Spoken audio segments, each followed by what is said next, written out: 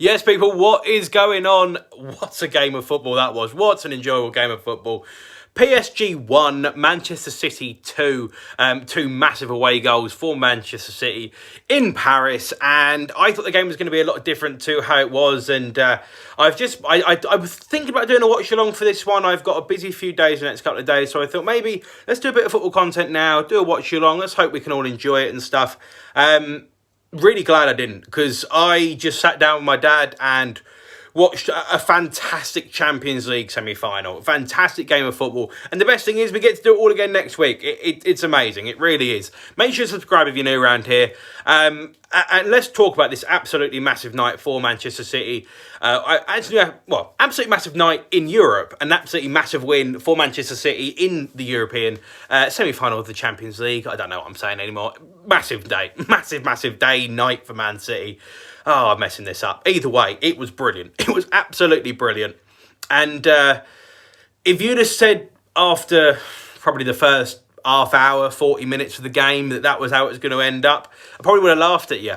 Because it was all PSG first half. It was very much a tactical battle in this game, which Pochettino and PSG won in the first half completely. They went 1-0 up through a brilliant header from Marquinhos from a set piece. But they were creating chances.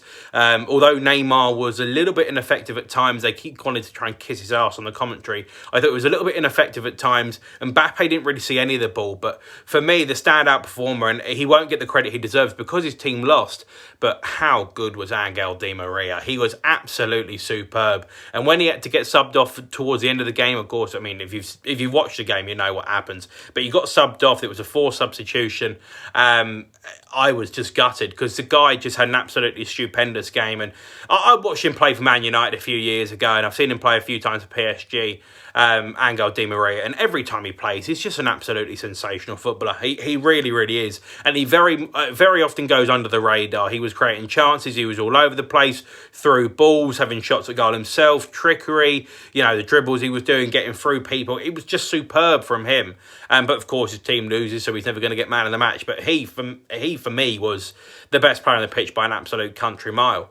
The game obviously changed. That PSG go 1-0 up, and it's all kind of hunky-dory at half-time. But then comes a second half from Manchester City that was... I won't say it's brilliant. I can't say it was brilliant, but it was a massive step up from where they were in the first half completely. Big part for me of this is about creating your own luck. And that's something that Manchester City did in various different ways. Let's talk about the first goal. It is what I call the corridor of uncertainty. It's the ball to the back post that neither the goalkeeper can come for or the defender can risk putting a head at. You're waiting for the little touch. You're waiting for the flick on. The goalkeeper has to stay on the line. Didn't come. The goalkeeper's flat-footed. Can't move. Not his fault. It's a brilliant goal from Kevin De Bruyne, whipped in towards the back post and just creeps his way in. I'm pretty sure it was Rooney that managed to score one against Chelsea a few years ago. He dropped it right in front of Petr Cech and no one could touch it. If anyone touched it, it was going in. That was the bottom line. And Cech just had to stand there and go, I'm helpless. I can't do anything. I've just got to stand here like a pleb. And that's what Keylor Navas did today. Not his fault. There's nothing he can do. It's just the brilliance of the goal. It's a little bit poor. It's a little bit sloppy in terms of defending. Maybe someone could have flicked it over the bar.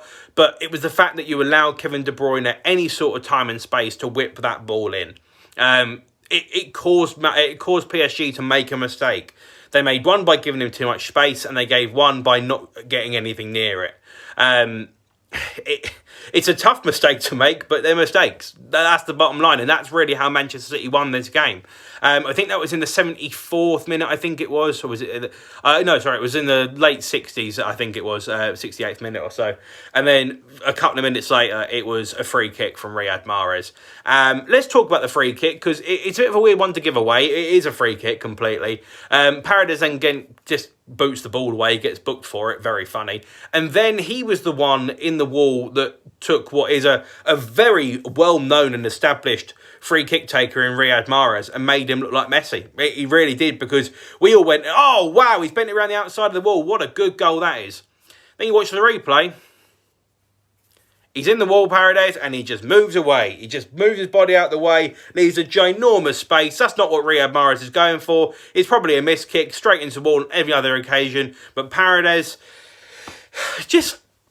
mucks it for himself. That's all he does. He just mucks it for himself. He really does. It's shocking. It's absolutely shocking. He just allows this perfect amount of space for the ball to go through. Keylor Navas hasn't got a hope in the world of getting across to it. And it finds it's not bottom corner, but lower half of the net. And Manchester City have got two massive away goals. And I don't want to speak too quickly or too soon, but look like they've got 1 foot in the final. PSG have to come out now and score twice. That's the bottom line of this game. And I don't see them doing that. Neymar and Mbappe and whatever are brilliant going forward, but the defensive work isn't necessarily there the same way it is with other talents from around the world. Especially Neymar, the more I see him, honestly, fantastic footballer. I just think he's a prick. I really do. Fantastically talented, no work rate at all defensively. No interest at all. And it really got summed up. The red card is what happens. Ghana gets sent off for a shocking challenge. It really was. That's why Di Maria had to come off, because they had to make up the numbers, and he was absolutely superb, Di Maria. He really, really was. But the red card makes things more difficult. They left on Mbappe, they left on Neymar. They're two big name, big money transfers. I think they are the two most expensive players in the world. Have to leave them on the pitch. So of course Di Maria is going to get left out. But it's just quite frankly ridiculous. Just the minimal work rate that comes from that front two, anything defensively. They had the back four, then they had the midfield three, and then they had those two up top. And the difference in space between the three in midfield that were trying to win the ball back off Manchester City and those two just pissing about up front, it was a joke. It really was. And that's the PSG side that could potentially be in a Champions League final. Look, I don't think they're going to be. I honestly do think Manchester City are there with this game. Of course, there's still another 90 minutes to go, potentially even more if it finishes 2-1 to PSG in Manchester. But that could be in the Champions League semi-final. It wasn't necessarily, not saying that they're poor and whatever, and it's a massive shock, but that work rate was just awful. It was shocking.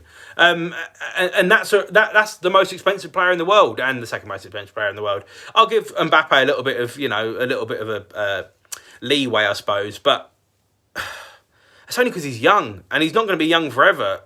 This is prime Neymar, and he just couldn't give a shit to try and win the ball back. He did nothing in the second half, completely disappeared, and Manchester City stopped both of their threats by them not doing anything.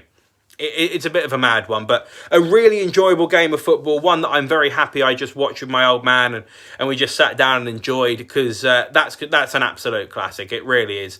Wasn't necessarily goals galore, but just a really good, enjoyable game of football. And it could have finished up at any scoreline after a while. It really could, because of how interesting and engaging this game was and how many chances both teams had at very different points in the game. So yeah, really unpredictable, a really good Champions League tie.